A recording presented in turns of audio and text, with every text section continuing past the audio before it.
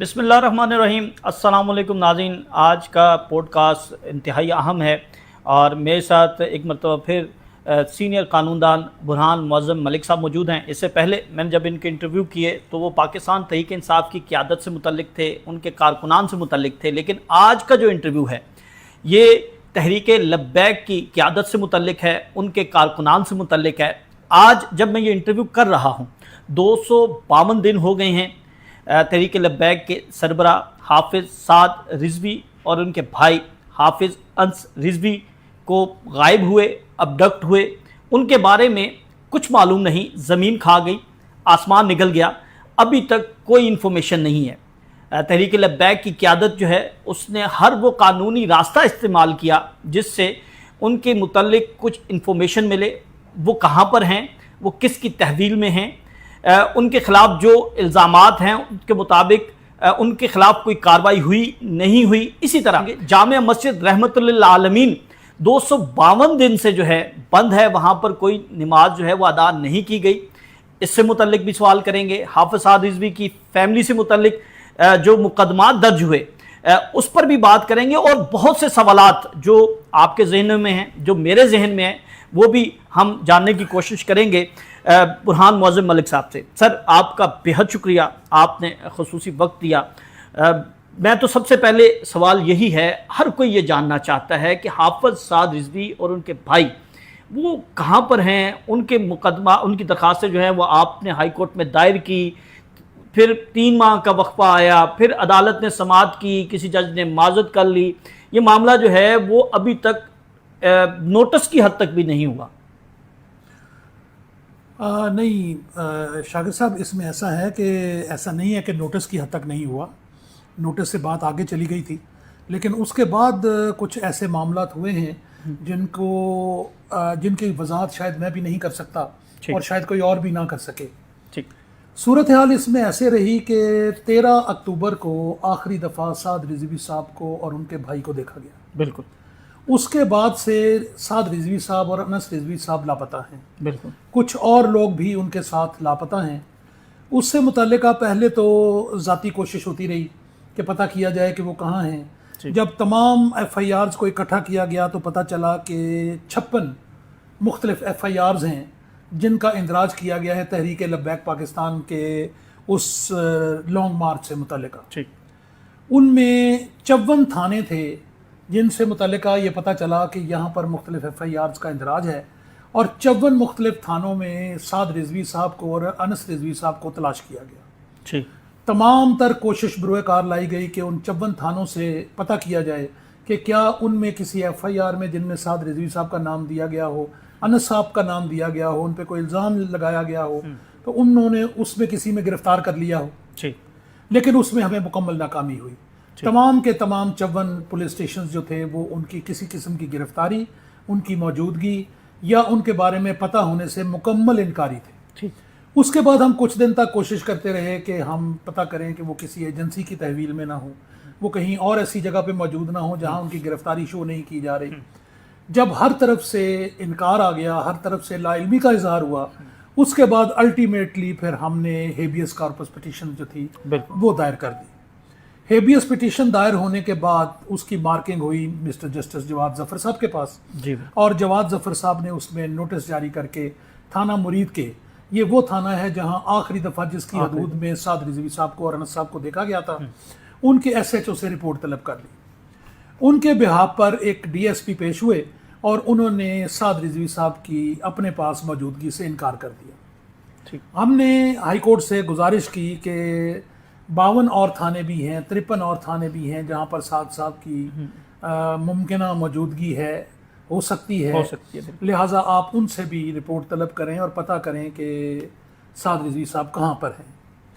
इस सारे में अफसोसनाक अमर ये है कि हाई कोर्ट का जो अमूमी रवैया है वो ये होता है कि अगर किसी भी आम शहरी के बारे में कोई एक आम आदमी अगर कोई हेबियस पिटीशन लेकर आ जाता है तो हाई कोर्ट उसे हमेशा बहुत ही अर्जेंट बेसिस पर डील करती है, उसे बहुत सेंसिटिव मैटर समझा जाता है और उसके बारे में ये ख्याल किया जाता है कि इससे ज़्यादा नाजुक मामला कोई नहीं है, उस आदमी की जान को ख़तरा हो सकता है, उसकी आज़ादी सल्ब हो चुकी है, लिहाजा اس کو کوشش کی جاتی ہے کہ زیادہ تر کیسز میں ڈے ٹو ڈے بیسس پر اس کی سماعت کی جائے.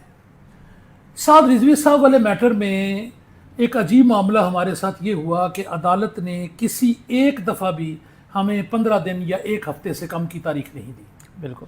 جب بھی اس کی تاریخ ہوئی عدالت نے اس کی رپورٹ طلب کرنے کے لیے 15 دن کی ڈیٹ ڈالی ہے اور 15 دن کے بعد متعلقہ پولیس آفیسر سے پوچھا. اس کے بعد ہمیں انہوں نے ہدایت کی کہ جی آپ نے 4 تھانوں کو پارٹی بنایا ہوا ہے, آپ ایک امینڈڈ پٹیشن دائر کریں اور 50 مزید تھانوں کو اس میں آپ پارٹی بنائیں. ہم نے ان کے حکم کے مطابق ایسا ہی کیا. اس کے بعد جواد ظفر صاحب لاہور بینچ سے تشریف لے گئے اور ان کے لاہور بینچ سے جانے کے بعد ہم نے متعدد بار آفس سے درخواست کی کہ اس کو سماعت کے لیے کسی اور جج صاحب کے پاس لگا دیا جائے, لیکن وہ پٹیشن فکس نہیں ہو سکتی. الٹیمیٹلی جواد ظفر صاحب کے عدالت کے جتنے کیسز تھے وہ سارے کے سارے اکٹھے اٹھا کر جسٹس طارق سلیم شیخ صاحب کو دے دیے گئے. ہمارا اس وقت ہمارے سمجھیے کہ ایک امید جاگی کہ طارق سلیم شیخ صاحب ایک انتہائی معتبر اور انتہائی بڑا نام ہے, وہ ایسے معاملات میں بہت سختی سے پیش آتے ہیں جہاں کسی انسان کی آزادی اور اس کے گم ہونے کا مسئلہ ہو. تو اس خوشی کو لے کر جب ہم ان کی عدالت میں پہنچے تو ہمارے لیے حیرت کا باعث تھی کہ رات کے اندھیرے میں ایک پٹیشن ایک آرڈر نکلا. اس آرڈر میں یہ لکھا ہوا تھا رانگلی فکسڈ, یعنی جو ہیبیس پٹیشن تھی سعد صاحب کی اس کے بارے میں آفس نے ایک آرڈر نکال دیا رانگلی فکسڈ. اب ہمیں عدالت سے بتایا گیا کہ جی آپ کی پٹیشن ہماری عدالت میں نہیں آئی اور اس کی لسٹ آ گئی ہے کہ اٹ واز رانگلی فکسڈ. جب ہم نے آفس سے پتہ کیا تو پتہ چلا کہ اسی دن وہ پٹیشن جو تھی وہ میڈم جسٹس ابرگل صاحبہ کی کورٹ میں لگا دی گئی تھی. جب ہم جسٹس ابرگل صاحبہ کی کورٹ میں پہنچے تو لامحالہ اس وقت تک کافی دیر ہو چکی تھی. میں اس وقت موجود نہیں تھا, میرے خیال میں تو وہ لسٹ کینسل ہو چکی تھی, لیکن میرے ایسوسیٹس کو اچانک پتہ چلا کہ وہ جی ابرگل صاحبہ کے پاس لگی ہوئی ہے. وہ بھاگم بعد وہاں پہنچے, اتنی دیر میں کیس کال ہو چکا تھا. تو لامحالہ ہمیں عدالت سے درخواست کرنی پڑی کہ اس میں سینئر کونسل اویلیبل اس وقت نہیں ہے. ان کو تو پتہ چلا کہ لسٹ کینسل ہو گئی ہے, تو مہربانی فرما کر اسے 1-2 دن کے لیے آپ فکس فرما لیں. یہ بات ہے اوائل جون کی, یعنی میں 4 جون کی بات کر رہا ہوں. یہ 2-3 تاریخ ہے جس دن جون کی, جس دن کا میں یہ آپ کو معاملہ بتا رہا ہوں.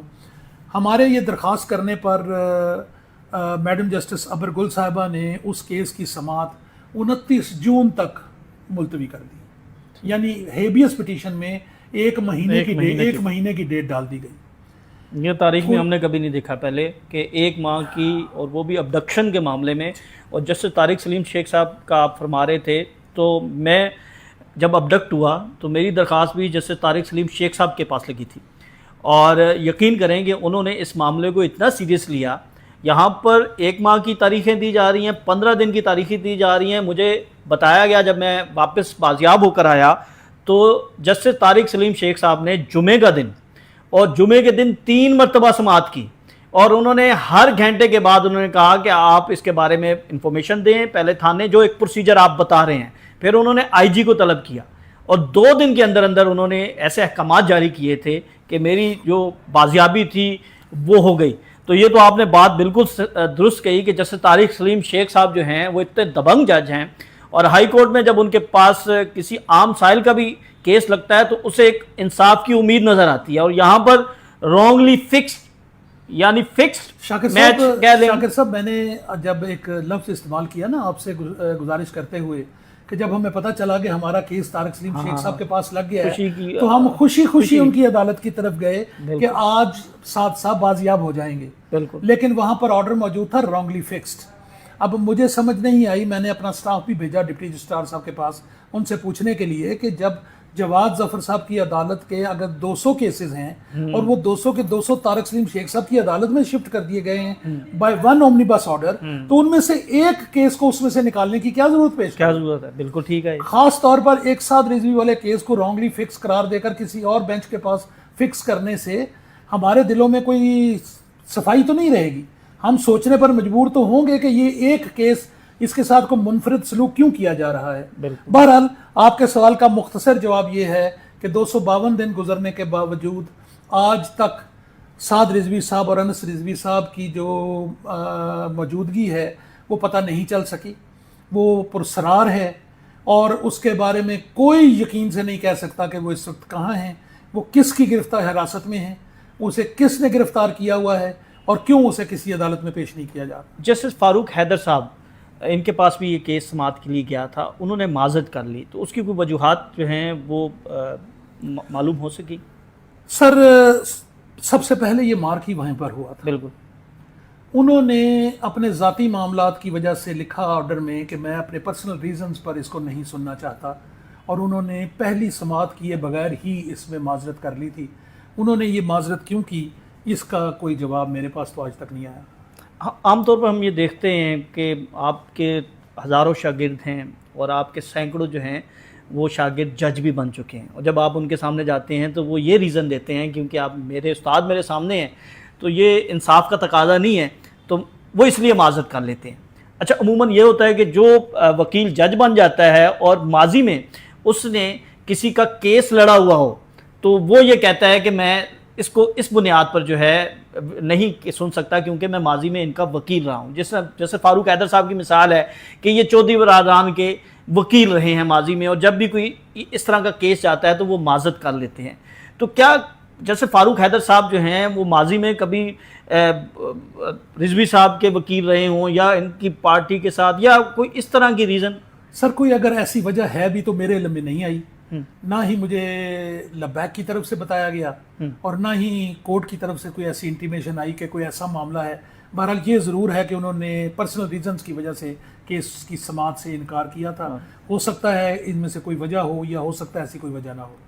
अच्छा बुरहान साहब, एक क्वेश्चन है, हमें लोग कहते हैं कि आप बाखबर सहाफ़ी हैं, आपके पास कोई ख़बर होगी, हमारे सीनियर्स को भी इसी तरह आप सीनियर कौंसल हैं, कानूनदान हैं और आपका एक बड़ा तजर्बा है, तो मैं इस हद तक आपसे पूछना चाहता हूं कि आप बड़े बाखबर हैं, तो ये सुनने वाले देखने वाले ये जानना चाहते हैं कि साद रिजवी साहब, अनस रिजवी साहब की सेहत, उनकी लोकेशन या उनके हवाले से कोई ऐसी चीज़ जिससे ये कहा जा सके या आपके ख्याल में कि वो दुरुस्त ठीक हैं, उनकी अबडक्शन के हवाले से, या कब तक उनकी बाजियाबी मुमकिन हो सकती है, आप अपने इंफॉर्मेशन या फिर अपने ख्याल या अपने तजर्बे की बुनियाद पर, क्योंकि इससे पहले भी साद रिजवी साहब जब अबडक्ट थे, जब 3MPO के तहत थे, तो उस वक्त भी आपने ही ये मुकदमा लड़ा था और फिर उनकी बाजियाबी हुई थी, और लब्बैक के बहुत से मुकदमात माजी में भी आप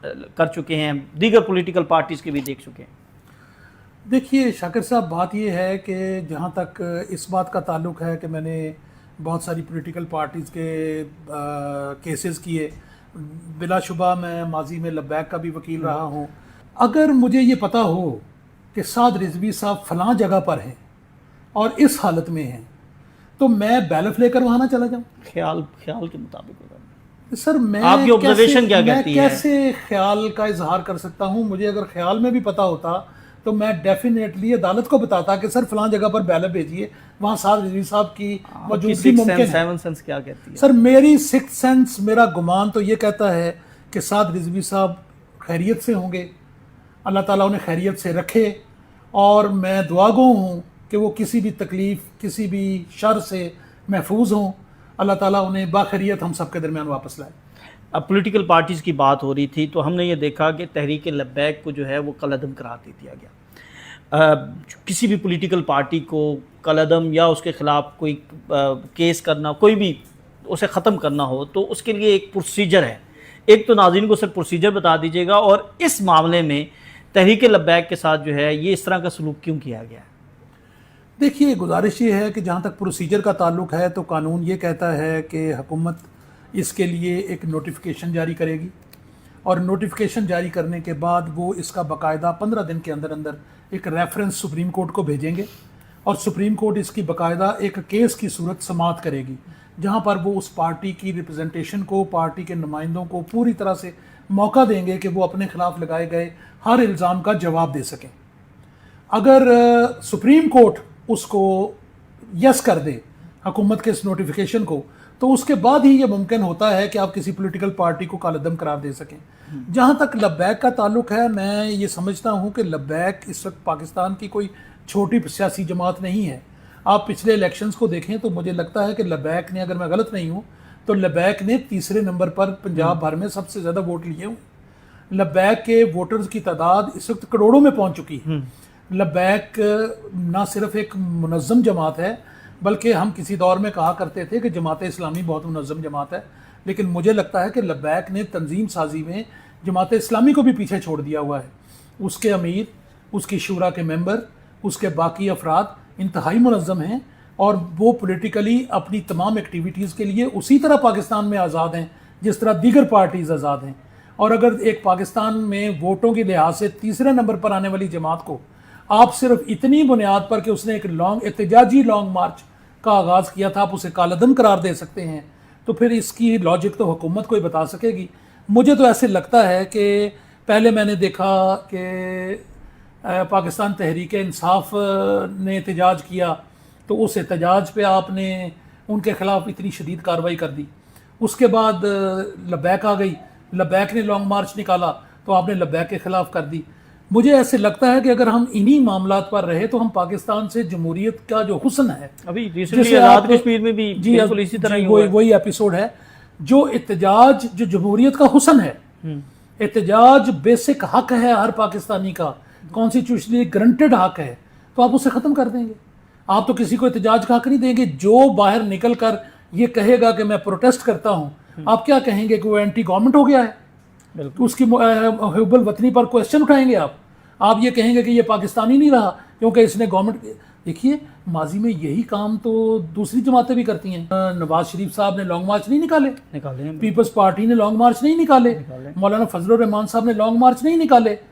اندر سے پک اینڈ چوز کرنا، ایک لانگ مارچ نکالے تو اسے فیسیلیٹیٹ کرنا، اور دوسرا لانگ مارچ نکالے تو اس کے خلاف اینٹی ٹیررزم کے کیسز بنا دینا، اس کا فیصلہ آپ خود کر لیجیے. دیکھیں اس کے لیے تو جدوجہد آپ نے کی تھی، آپ نے عدلیہ کی آزادی کے لیے جو ہے وہ اتنی جدوجہد کی، مارے کھائیں. یہ تو کام عدلیہ کا تھا کہ وہ تحفظ فراہم کرتی، تو عدلیہ تو نہیں کر رہی ہے. جی میں بالکل آپ سے اتفاق کرتا ہوں، اور میں سمجھتا ہوں کہ واقعی یہ کام عدلیہ کا ہے، اور عدلیہ شاید یہ فرض انجام دینے میں اتنے اچھے طریقے سے کامیاب نہیں ہو سکی جتنی عام لوگ اور ہم لائرز ان سے توقع رکھتے ہیں. سر ہم پابندی کی بات کر رہے تھے لبیک کی. اب وزارت داخلہ نے لبیک پر پابندی لگائی انسداد دہشت گردی ایکٹ کے تحت، اور پھر اس کی نظر ثانی کے لیے جو ہے وہ لبیک گئی. 90 دن گزر گئے، اس کے باوجود جو ہے سماعت جو ہے اس کے لیے مقرر ہی نہیں ہوئی. یعنی ابھی تک جو ہے وہ سماعت ہی مقرر نہیں ہوئی جو وزارت داخلہ نے اقدام اٹھایا تھا. اب کیا قانونی طریقہ جو ہے وہ لبیک کے پاس ہے؟ اور پھر یہ جو اقدام ہے وزارت داخلہ کا کہ ایک درخواست آئی اور اس کے اوپر جو ہے وہ سماعت ہی مقرر نہیں کی، تو وہ کتنے اس میں گلٹ؟ شاکر صاحب اس میں تھوڑا سا میں آپ کو بتا دوں کہ ابھی تک ہوا کیا ہے. گورنمنٹ نے نوٹیفیکیشن جاری کیا کالعدم کرنے کا. ہمارے پاس اس کے خلاف نگرانی میں جانے کے لیے 30 دن کا ٹائم تھا. ہم نے اس کی لبیک کی طرف سے ریپرزنٹیشن فائل کر دی جو میرے دفتر کی طرف سے فائل ہوئی ہے. اس کی باقاعدہ ہمارے پاس ریسیونگ موجود ہے. اس کے بعد سے متعدد بار ہم اور ہمارے نمائندے انٹیریئر منسٹری کے پاس جاتے رہے کہ سر آپ اس کی ڈیٹ فکس کریں، اس کی ڈیٹ فکس کریں، ہمیں سماعت کا موقع دیں. انہوں نے ہمیں سماعت کا بالکل کوئی موقع نہیں دیا. پھر ہم نے ان سے یہ پوچھنا شروع کیا کہ ٹائم لیپس کر گیا ہے، ایسا تو نہیں ہے کہ آپ نے سماعت کے بغیر اس کا کوئی فیصلہ سنا دیا ہو؟ اس کا بھی انہوں نے ہمیں کوئی جواب نہیں دیا. جب ہم ہر طرف سے مجبور ہو گئے تو ہم نے لاہور ہائی کورٹ میں ایک رٹ دائر کی جس میں ہم نے ہائی کورٹ سے گزارش کی کہ ہمارے پاس 90 دن کا ٹائم تھا، 90 دن میں ہمیں انٹیریئر منسٹری نے سننے کے بعد ہماری ریپرزنٹیشن پہ، نگرانی پہ فیصلہ سنانا تھا.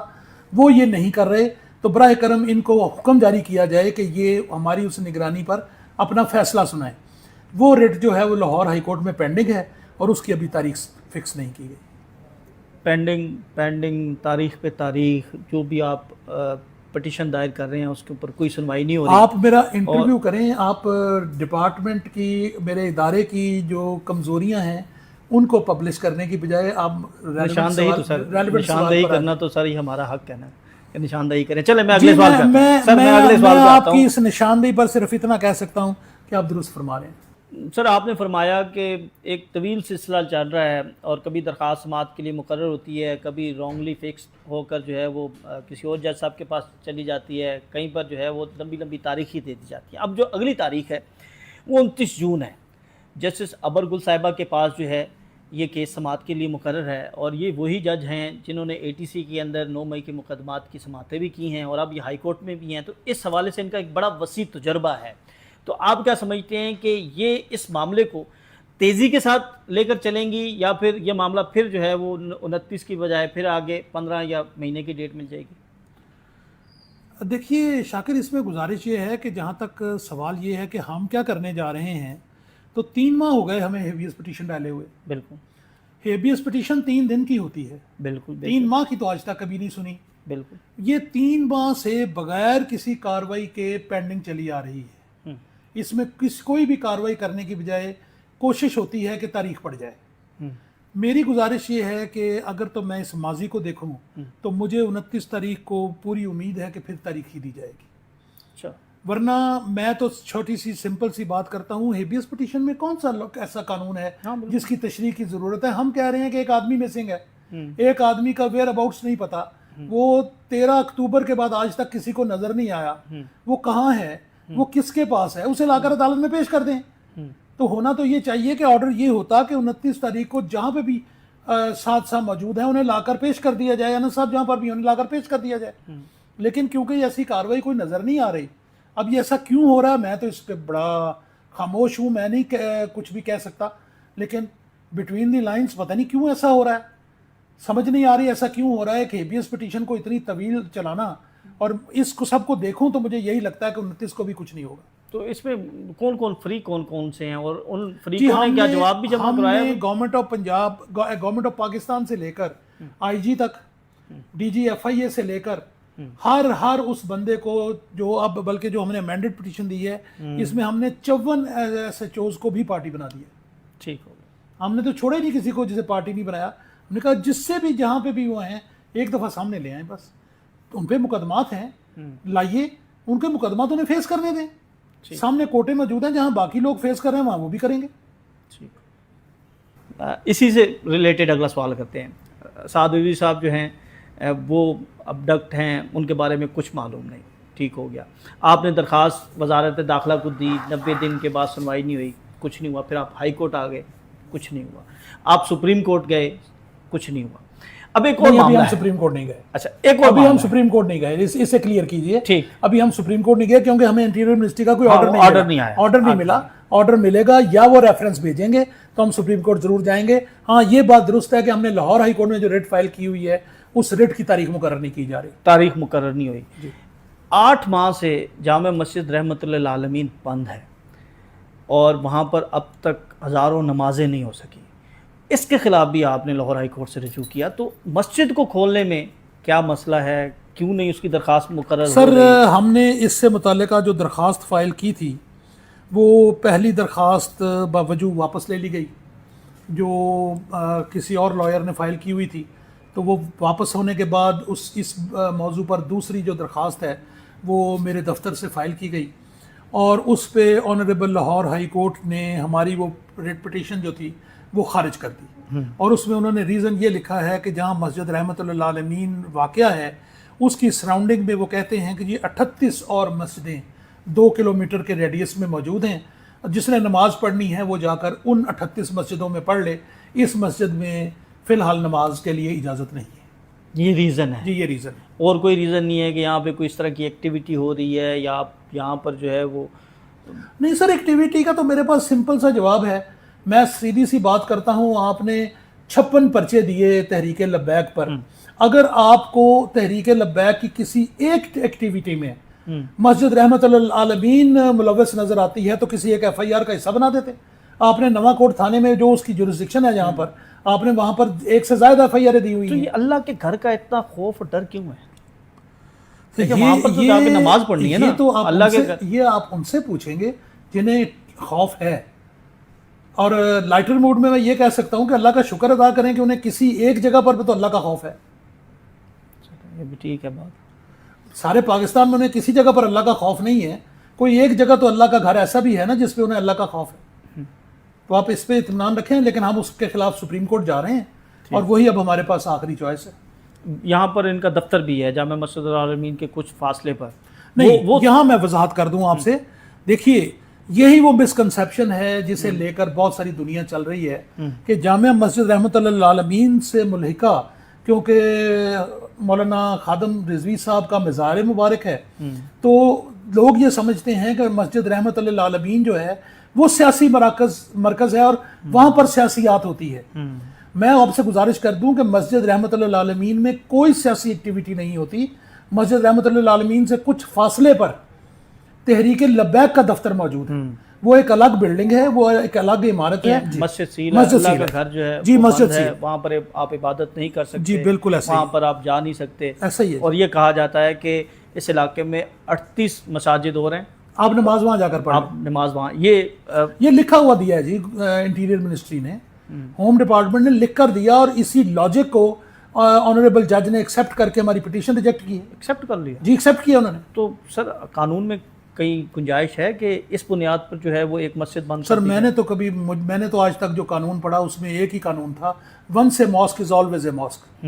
ایک جگہ جو آج مسجد ہے وہ ہمیشہ کے لیے مسجد ہے. میں نے تو کبھی یہ نہیں پڑھا کہ آپ کسی کو یہ کہیں کہ ایک مسجد سے 25 فٹ دور دوسری مسجد ہے لہٰذا دونوں میں سے ایک مسجد کو بند کر دیا جائے. لیکن افسوس کی بات ہے کہ ہائی کورٹ نے اس لاجک کو مان لیا ہے. حافظ سعد رضوی اور انس رضوی کے خلاف کچھ مقدمات درج ہیں جن میں یہ کہا گیا جس متن میں کہ ان کی فائرنگ سے جو ہے وہ ان کی جماعت کے کارکن شہید ہوئے ہیں، جاں بحق ہوئے ہیں. تو اس میں کس حد تک صداقت ہے؟ یا آپ سر اس کی لاجک آپ مجھ سے پوچھنے کی بجائے صرف اتنا اگر آپ کو بتا دوں کہ ہر ایسی ایف آئی آر کا مدعی پولیس کا ایک ملازم ہے. اس سے یہ ساری بات کلیئر ہو جاتی ہے کہ پولیس خود ہی، دیکھیے نا کتنی مزاح خیز قسم کا الزام ہے. ایک ایف آئی آر میں نے ایسی دیکھی جس میں انہوں نے کہا کہ تحریک لبیک کے لوگ آئے، انہوں نے تھانے پر حملہ کر دیا اور تھانے کے مال خانے سے انہوں نے کلاشنکوفیں چوری کر لی. اور اسی تفتیشی افسر نے 4 دن بعد لکھا کہ جناب وہ ساری کی ساری کلاشنکوفیں جو مال خانے سے چوری ہوئی تھی وہ میں نے سب سے مکمل صحیح حالت میں برآمد کر لی. برآمد بھی کر لی. میری کلاشنکوف ہے، میرے پاس تھی، مجھ سے آپ چرا کر لے گئے، 4 دن بعد میں نے آپ سے برآمد کر لی، آپ کے خلاف میں نے مقدمہ بنا دیا. اب پولیس ہے، پولیس لبیک کے ہی کارکن کو سعد رضوی صاحب سے گولی مروا رہی ہے، انس رضوی صاحب سے گولی مروا رہی ہے. اس کی لاجک آپ خود دیکھ لیجئے کہ ایک پروسیشن ہے جسے وہ لے کر نکلے ہیں، اس پروسیشن میں لوگ ان کی قیادت میں احتجاج کرنے کے لیے نکلے ہیں، اور انس رضوی صاحب اور سعد رضوی صاحب کو اچانک کچھ ایسا ہو گیا کہ انہوں نے اپنے ہی کارکنوں کو گولیاں مارنی شروع کر دی. میاں اسلم پر بھی یہی الزام ہے 9 مئی میں کہ اس نے پوری بات سنیے گا ذرا شاکر، پوری بات سنیے گا. انہی نے گولیاں ماری، انہی کے ساتھی انہی کی ناشیں اٹھا کر بھاگ گئے. آپ کو ناش بھی نہیں ملی، وہ ناش جو تھی وہ اٹھا کر لبیک والے ہی لے گئے اور لبیک پہ ہی پرچہ کر دیا. اگر وہ ناش مل گئی تو بھی لبیک پر پرچہ کر دیا. یہ تو پتہ چلے گا جب ٹرائل آپ عدالت میں لائیں گے اور وہ شہید جب اس کے ورثہ نے آ کر بتایا کہ اصل گولی کس کی تھی، جب اس کے ورثہ نے آ کر عدالت میں بیان دیا کہ اس کی گولی کس نے چلائی تھی، کس سے لگی اور کس نے کس کے خلاف غلط الزام لگایا، حقیقت سامنے آ جائے گی. حقیقت تو سامنے آ جاتی ہے، لیکن فیصلہ آئے گا، فیصلے میں کہا ہوگا نہیں یہ فیملی غلط کہہ رہی ہے، دوسری طرف سے جو بات ہو رہی ہے وہ ٹھیک ہے. دیکھیے ہمارا کام ہے کیس لڑنا، جج کا کام ہے فیصلہ دینا، ہمارا کام ہے اس ججمنٹ کے خلاف لڑنا لڑنا لڑنا اور لڑنا تا وقت ہے کہ انصاف باہر آ جائے. اب یہ آپ کو میں کیسے بتا دوں کہ وہ فیصلے کہاں سے آتے ہیں، کون وہ فیصلے کرتا ہے اور کن فیصلوں کی وجہ سے کہاں ناانصافیاں ہو رہی ہیں. میں صرف آپ کو ایک فقرہ بول دیتا ہوں، میں اس سے زیادہ شاید آپ کو کچھ نہیں کہہ سکوں گا. یہاں پر کیسوں کے فیصلے ہو رہے ہیں، انصاف نہیں ہو رہا. بالکل درست کہہ رہے ہیں. یہاں پر کیسوں کے فیصلے ہو رہے ہیں، انصاف نہیں ہو رہا. اور میں کیمرے کو دیکھ کر کہہ رہا ہوں کہ میری بات جو سمجھ سکتے ہیں وہ اس کی گہرائی تک پہنچ جائے. سر مجموعی طور پر لبیک کے خلاف کتنے مقدمات وہ آپ نے بتا دیے، کتنے جو ہے وہ کارکن رہنما گرفتار ہوئے اور اب بھی ATC کے عدالت کے اندر بچوں کو لے کے آ رہے ہیں، انڈر ایج بچے جو ہیں ان کے اوپر بھی الزامات اور بھی لوگ. اچھا میں نے یہ دیکھا کہ جج صاحب جو ہیں وہ ادھر سے کہتے تھے کہ اس مقدمے میں ہم ڈسچارج کر رہے ہیں، ابھی وہ قبر عدالت سے باہر نہیں پہنچتے تھے تو انہیں پھر دوبارہ گرفتار کر لیا جاتا، پھر دوبارہ انہیں عدالت میں پیش کیا جاتا تھا، جج صاحب دوبارہ ڈسچارج کرتے تھے. تو اب تک کتنے جو ہیں وہ لوگوں کو ڈسچارج کیا گیا ہے؟ اور اس حوالے سے دیکھیے آپ نے مجھ سے گرفتاروں کا پوچھا، اگر میں ڈسچارج لوگوں کی طرف جاؤں تو میرا خیال ہے 1000 سے زیادہ لوگ ہیں جنہیں عدالت نے گرفتاری سے بچایا اور ڈسچارج کر دیا. یہ بہت بڑا فگر ہے. اور 1000 سے زیادہ لوگ ایسے ہیں جنہیں اینٹی ٹیررزم کورٹ نے کیسوں میں ملوث نہ پا کر ڈسچارج کیا ہوا ہے. دوسرا آپ نے جو سوال کیا بڑا خوبصورت سوال تھا، اس کا ایک جواب میں آپ کو دوں. شاکر اگر آپ کیسز اٹھا کر دیکھیں نا PTI کے اور TLP کے تو آپ کو ایک پیٹرن نظر آتا ہے، اچھا ایک یونیفارمٹی نظر آتی ہے. آپ اگر ان کے اندر سے ملزمان کے نام تبدیل کر دیں تو آپ کو لگے گا کہ یہ تو وہی FIR ہے جو PTI پہ دی گئی تھی. اچھا اگر آپ PTI کی FIR کے اندر لبیک کے نام ڈال دیں تو لگے گا کہ یہ تو وہی FIR ہے جو پہلے ہی ہم پڑھ چکے ہیں. وہی پولیس آفیسر ہے، وہی پولیس کا گواہ ہے، وہی گاڑی جلنے کا الزام ہے، وہی ایک اینٹی رائڈ سامان چھیننے کا الزام ہے، وہی گیس کا شیل چھیننے کا الزام ہے، وہی توڑ پھوڑ کا الزام ہے، وہی کیمرہ توڑ دیا، وہی میری طرف غصے سے دیکھ لیا، میری شرٹ کا بٹن توڑ دیا، مجھے مارا جس سے مجھے تھپڑ لگ گیا.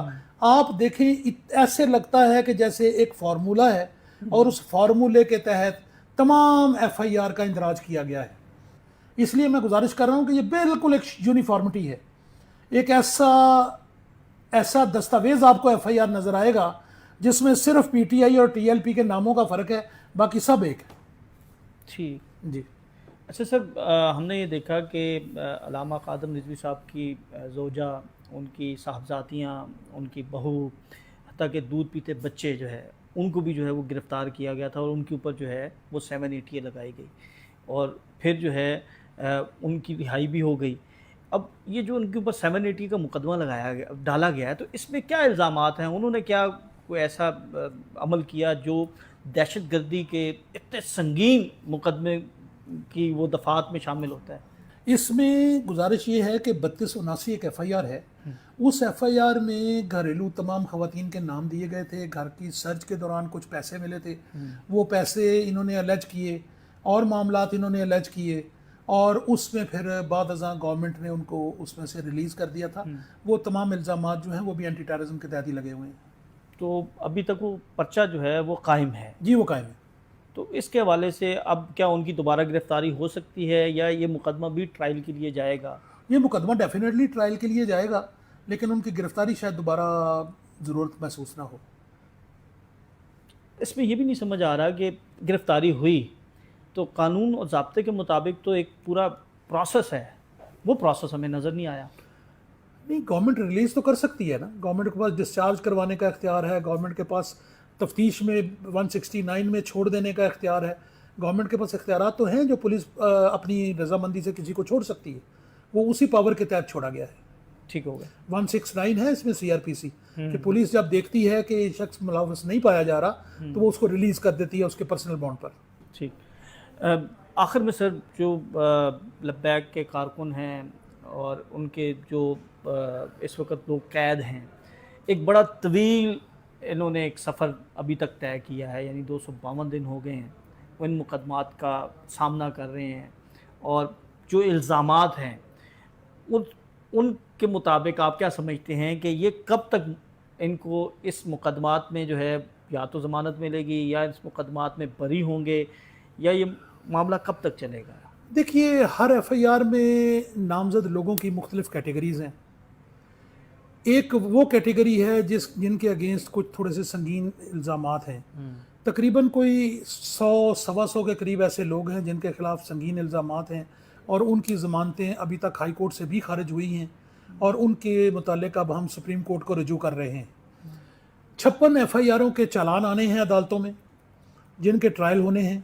ان میں سے ابھی تک 15 کیسز کے چالان جو ہیں وہ اینٹی ٹیررزم کورٹ میں پہنچ چکے ہیں، جن میں سے 4 کیسز میں فرد جرم بھی لگ چکا ہے اور کسی وقت بھی ان کا ٹرائل شروع ہو سکتا ہے. اور تقریباً کوئی 11 کے قریب ایسے ہیں جن میں حاضری مکمل کی جا رہی ہے. تو چالان جو ہیں وہ اب وہ میرا خیال ہے ود ان ڈیز وہ کورٹ میں دیں گے. ٹھیک ہوگا. اس میں ہم نے دیکھا کہ پورے پنجاب سے لوگوں کو نامزد کیا گیا اور پنجاب کے مختلف اضلاع سے لوگ جو ہیں وہ یہاں پر آتے ہیں, انہیں بڑی مشکلات کا سامنا بھی کرنا پڑتا ہے. تو کوئی پروویژن ایسی موجود ہے کہ ان کی حاضری معافی ہو جائے یا وہ اس یہ تو سر جب ٹرائل شروع ہوگا تو پھر اس کے بعد کورٹ کا معاملہ ہے, اور ایسا میرے خیال کے مطابق عدالتوں کو اس لیے کر دینا چاہیے کہ میں نے دیکھا ہے کہ یہ اس طرف سے اٹک اور اس طرف سے راجن پور تک کے لوگ ہیں جن کو مختلف کیسوں میں ملوث کیا گیا ہے. وہ ایک طویل فہرست ہے جو لاہور سے باہر کے لوگوں کی ہے, اور ان کے لیے ہر تاریخ کو اٹینڈ کرنا بڑا ہی دشوار گزار ہوگا. آخر میں ایک بڑا پرسنل سا سوال ہے. میں اس مقدمات کو عدالتوں میں بھی کور کرتا رہا ہوں, دیکھتا رہا ہوں. تحریک لبیک کے مقدمے میں پیش ہونے کے لیے کوئی وکیل راضی نہیں ہوتا تھا, یہ میں نے اپنی آنکھوں سے دیکھا ہے. تو آپ نے کیا سوچ کر جو ہے یہ مقدمات لیے؟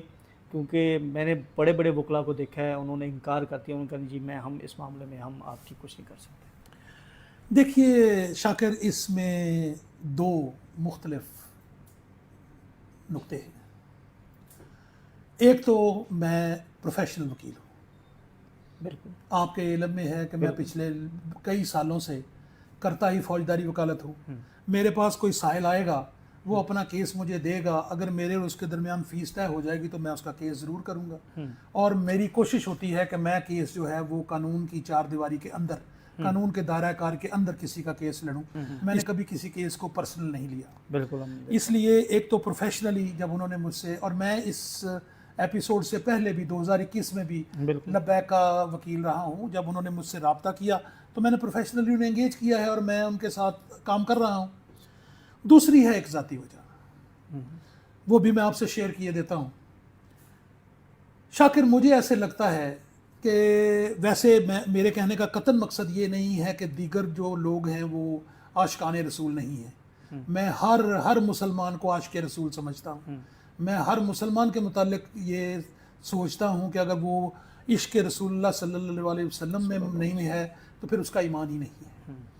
لیکن مجھے کچھ تھوڑا سا ایسا محسوس ہوتا تھا کہ جیسے اس جماعت میں عاشقان رسول بھی دوسروں کی نسبت کچھ تھوڑے سے زیادہ ہیں, بہت زیادہ. مجھے ایسا محسوس ہوتا تھا ذاتی طور پہ. اور میں نے یہ سوچا کہ اگر اس تمام پروسیس میں کسی ایک عاشق رسول کی بھی میں خدمت کر گیا تو میری دنیا کے ساتھ میری آخرت سمجھ جائے گی. تو میرے دوسرا جو نقطہ ہے وہ میرے لیے میرے ذہن کے مطابق بہت بھاری تھا. میں پھر رپیٹ کر رہا ہوں کہ میں ہر مسلمان کو عاشق رسول سمجھتا ہوں. میں ان لوگوں کو بھی عاشق رسول سمجھتا ہوں. میں یہ سمجھتا ہوں کہ لبیک کے لوگ جو ہیں وہ عشق رسول صلی اللہ علیہ وآلہ وسلم سڑکوں پہ نکلے ہیں, باہر نکلے ہیں, اور یہ لبیک کہتے ہیں نبی پاک کی ہر ذات مقدس سے متعلقہ بات کو. تو اگر میں ان میں سے کسی ایک کی بھی خدمت کرنے میں کامیاب ہو گیا تو میری آخرت سنور سکتی ہے. یہ دو وجوہات ہیں جن کی بنیاد پر میں ٹی ایل پی کا وکیل ہوں. لیکن اس کو محدود نہ کیجیے, میں سارے پاکستان کا وکیل ہوں. بے شمار لوگ میرے پاس ایسے بھی ہیں جن کا کسی مذہبی یا سیاسی جماعت سے تعلق نہیں ہے, وہ عام کرمنلز ہیں. تو آپ کے سامنے ان کے لیے بھی مزدوری کرتا ہوں. بالکل. Thank you sir. ناظرین, ہمارے ساتھ برہان معظم ملک صاحب جو ہیں وہ موجود تھے, اور انہوں نے اپنی قانونی رائے جو ہے حافظ سعد رضوی, انس رضوی, تحریک لبیک کے کارکنان اور ان کے اوپر جو ایک اس وقت جو مقدمات کی ایک سلسلہ چل رہا ہے اس کے متعلق انہوں نے گفتگو کی. پھر ان سے دوبارہ اب کیونکہ ٹرائل شروع ہوگا تو میری کوشش ہوگی کہ میں کوٹ لکھپت جیل میں جا کر یہ ٹرائل کور کروں, اور یہ جو حقائق بتا رہے ہیں, کیونکہ میں نے برہان صاحب کی جرح جو ہے وہ کور کی ہوئی ہے, تو وہاں پر یہ جو پوسٹ مارٹم کرتے ہیں اور جس طرح جو حافظ صاحب والا معاملہ ہے کہ کس طرح انہوں نے فائرنگ کی, یہ معاملہ ہوا, تو وہ جرح اگر آپ کے سامنے آ جائے تو یقین کریں کہ آپ خود فیصلہ کریں گے کہ کتنا سسٹم میں ہمارے جو ہے اس میں کنٹرول کر کے کتنی چیزوں کو جو ہے وہ آئین اور قانون کے خلاف جو ہے وہ کیا جا رہا ہے. پھر آپ سے دوبارہ ملاقات ہوگی. ہمیں اجازت دیں. اللہ حافظ.